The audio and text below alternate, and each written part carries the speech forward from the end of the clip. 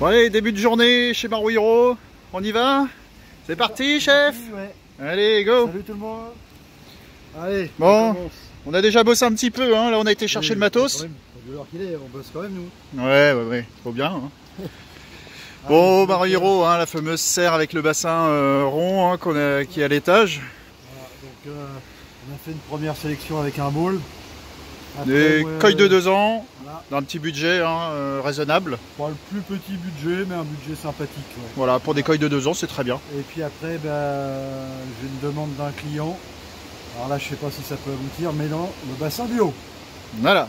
Donc là, écoutez, vous allez me suivre juste après. Vous voyez, donc là, c'est vraiment les bassins de stockage. Le bowl qu'on vient de choisir.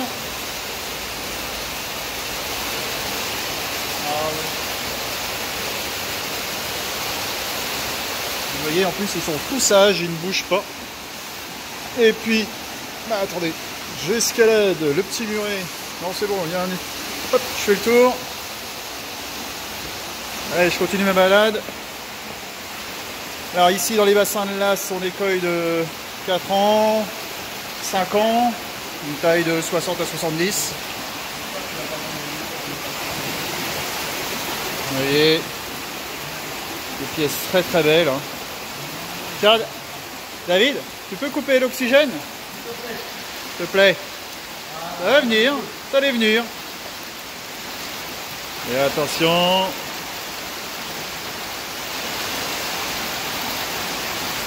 Allez, ça arrive. Hop.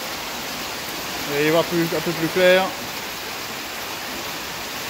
Vous voyez, vraiment là c'est des grandes pièces, hein.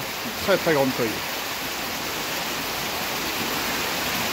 On est sur des coilles qui font 60 cm au moins. Hein. Et il y en a vraiment beaucoup.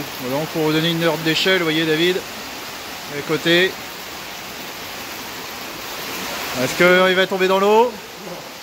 Allez, allez. On a sorti en début de semaine nos 4 grosses pièces. Ouais. Donc vous voyez, il y avait tout ça. On a sélectionné que 4 parce que c'est pas si évident que ça. Hein. Non, non. Allez, puis on continue. On arrive sur l'étage du haut. Donc toujours des petites planches. Hein. Toujours en train de galoper sur des petites planches. Et là, hop, vous voyez, par magie, on arrive à l'étage du haut. Et là, ça a des pièces quand même qui sont relativement assez chères. Hein. Pour vous donner une ordre de prix, on va dire qu'on va débuter, donc c'est des coilles de minimum de 3 ans, pour certaines, hein, pour les plus petites. Et ça peut aller jusqu'à beaucoup plus en termes d'âge. On est sur une taille de 50 à 80 cm, je pense. Hein. Et pour vous dire, en termes de prix, on va dire qu'on va tourner à partir de 5 à 6 000 euros. Et après, ça monte beaucoup plus. Hein. Donc vous voyez, c'est magnifique, mais la qualité a un prix. Et vous voyez, vraiment, on a des pièces vraiment somptueuses. Et c'est vrai que la force de Marouillereau, c'est qu'il est assez diversifié en termes de variété. Hein, vous avez des Shiro, des Mikashi, des Kabuto, un Chautsuri pour David. Ouais. Et ici, il est en train de regarder David, il est en train de dire appelle-moi, achète-moi, achète-moi. Non. Bon. Non, ça va pas le faire. Non, ça va pas le faire. Voilà. Je retourne ici, j'avais pas trop de soleil, on voyait un peu mieux. Bon voilà, après, bon bien sûr il y a des pièces qui sont vendues hein, dedans, hein. Il y a peut-être des Azukari. Donc les Azukari c'est les coilles qui sont achetées jeunes et qui sont laissées agrandir au Japon. Bien sûr tout ça a un coût. Et voilà, certains clients ou certains professionnels achètent des coilles jeunes de 1 an, on peut les acheter même en Tosai. Hein. Alors c'est bien sûr c'est des prix assez élevés. Et on paye pour le laisser grandir dans les modes ponte, dans les bassins en argile que vous voyez sur les reportages, afin d'optimiser la croissance, qu'ils puissent bénéficier de tous les bienfaits des modes ponte. Donc voilà, si par magie vous voyez un petit koi qui vous intéresse sur la vidéo, eh bien, écoutez, vous pouvez faire une capture d'écran et puis l'entourer. Nous, on ira sur place, mais dites-vous bien que ici, c'est un budget relativement très élevé.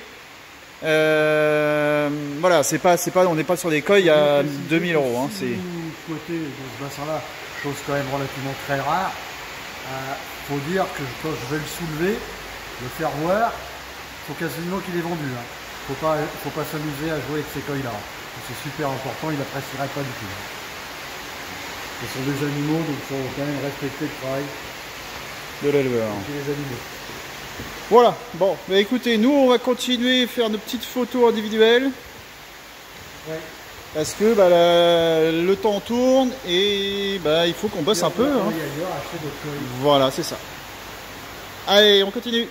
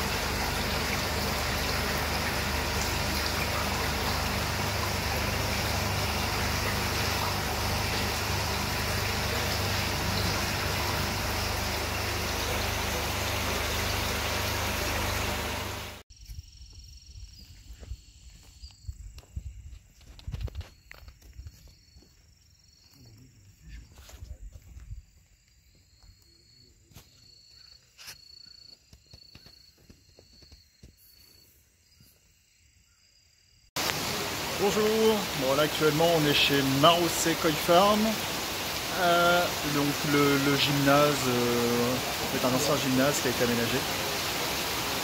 Ça fait partie des plus grands éleveurs au niveau de Niigata, donc je vais vous présenter un petit peu tout ça. Allez, on est parti.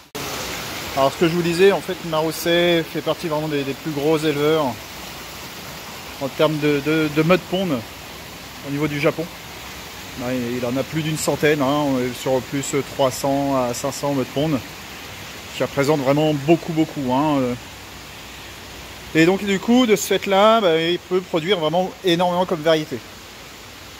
Là ici, vous voyez, on a un grand panel de koi, vous voyez, pour avoir une échelle. Là, on est sur des koi qui vont faire 70 cm. Et vous voyez, il y en a vraiment partout. L'avantage de cet éleveur, c'est qu'on arrive à obtenir des prix assez intéressants. Donc du coup, vous pouvez obtenir des pièces assez grandes, hein, avec des prix relativement intéressants. Vous voyez, donc là on en a vraiment... Et ça continue. Donc il va sortir encore en continu, hein. Là on est vraiment au début de la saison. Progressivement il va continuer à sortir encore des koi, il va vider encore des modes pond. Là actuellement il est parti pêcher... pêcher un mode pond pour afin de ramener encore de nouveaux koi. Allez, j'avance par ici. Vous voyez, en fait, on avance sur des tout petits murets. Hop, vous voyez, par ici.